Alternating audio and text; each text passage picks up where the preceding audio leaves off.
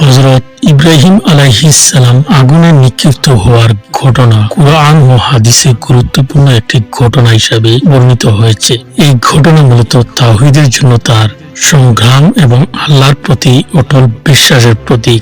ইব্রাহিম আলাইহিস সালাম ছিলেন একজন সত্যনিষ্ঠ নবী। তিনি নিজের জাতিকে মূর্তি পূজা থেকে ফিরিয়ে আনার জন্য আহ্বান জানিয়েছিলেন।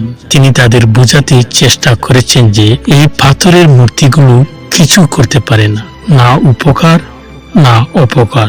একবার তিনি মূর্তিগুলোর প্রতি তার জাতির আসক্তি ভেঙে দিতে সেগুলোকে ধ্বংস করে দেন এবং সবচেয়ে বড় মূর্তিটির গলায় কুড়াল ঝুলিয়ে রাখেন।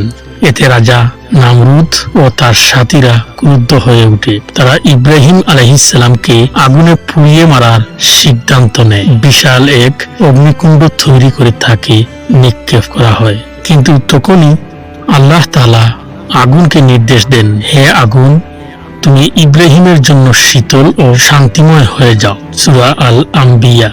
এই অলৌকিক ঘটনায় আগুন ইব্রাহিম আলাইহিস সালামকে কোনো ক্ষতি করতে পারেনি। তিনি সম্পূর্ণ সুস্থ অবস্থায় আগুন থেকে বেরিয়ে আসেন।